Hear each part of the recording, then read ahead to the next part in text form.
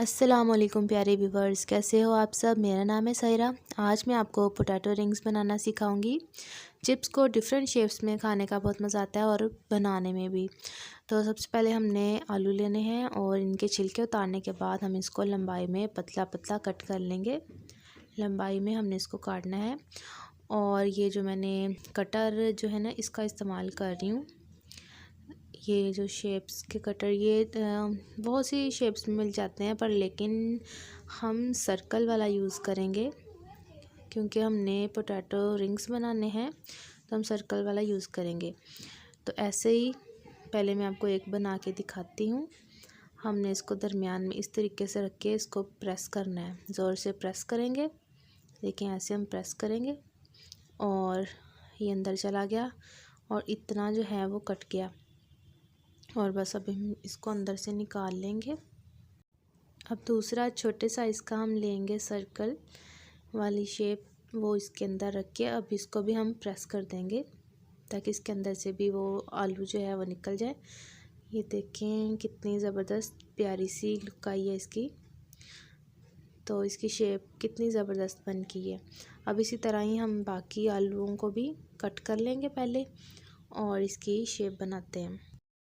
फटाफट से हम स्लाइसेस में आलू को कट करते हैं और इसके बाद हम इसकी राउंड राउंड शेप बनाएंगे। इतने प्यारे ये चिप्स बनते हैं ना, तो जो हमारे बच्चे हैं ना वो भी बहुत शौक़ से खाते हैं। उनको भी बहुत मज़ा आता है ऐसी वाली चिप्स खाते हुए, क्योंकि हम फिंगर चिप्स तो हम खाते ही रहते हैं। अगर हम नए नए तरीके से चिप्स बना के खाएँ ना तो और ज़्यादा मज़ा आता है। तो बस अब इसको काट लेते हैं। ये देखें सभी आलूओं को मैंने लंबा लंबा स्लाइसिस में काट लिया है, बारीक बारीक। आपने भी ऐसे बारीक बारीक सा काटना है, मोटे मोटे अच्छे नहीं लगते। अब चलें, अब हम राउंड सर्कल लेते हैं, कटर जो है इस शेप का लेके, और इसको सबसे पहले प्रेस करते हैं और फिर छोटे वाला लेके इसको भी प्रेस कर देंगे हम ज़ोर से। तो इसी तरीके से ना सारे जो रिंग्स हैं ना, पोटैटो रिंग्स एक ही शेप के बनते हैं। तो चिप्स जो है टेस्ट तो सेम ही होगा इसका, फिंगर चिप्स का और ये वाली चिप्स का टेस्ट तो सेम होता है, पर लेकिन इसकी शक्ल देख के ना, मतलब इसकी शेप देख के खाने का बहुत मज़ा आता है। अगर हम इस तरीके से बना के बच्चों को खिलाएं और ख़ुद भी खाएं ना तो ज़्यादा खाने का मज़ा आता है। मुझे तो इस तरीके से बना के भी ना इसकी डिफरेंट सी शेप लगती है, बड़ी अच्छी लगती है, बहुत प्यारी सी। तो और इसी तरह ही अनियन रिंग्स होते हैं, उनके पकोड़े बनाना वो भी बहुत मज़े के लगते हैं। वो भी मैं आपको बहुत जल्द उसकी रेसिपी भी आपके साथ शेयर करूँगी। वो बहुत क्रिस्पी से बनते हैं। और इसी तरीके से हम फटाफट से रिंग्स जो हैं वो बना लेते हैं। आपको मैंने तरीका दिखा दिया है, तो ऐसे करके ना फटाफट से हम रेडी कर लेते हैं। यहाँ पे आप देख सकते हैं मैंने सारे जो हैं रिंग्स तैयार कर लिए हैं। तो अब हम इसको फ्राई करते हैं। ऑयल को मैंने गरम करने के लिए रखा हुआ है और अब हम इसको फटाफट से फ्राई कर लेते हैं। यहाँ पे जो ऑयल है हमारा फुल गरम है। एक एक करके सारे रिंग्स जो है वो हम इसके अंदर डालते जाएंगे। सबसे पहले एक रिंग डाल के देखेंगे कि ऑयल हमारा कितना की गर्म है। अगर तो ज़्यादा गर्म हो तो आप जो है आग स्लो कर दें।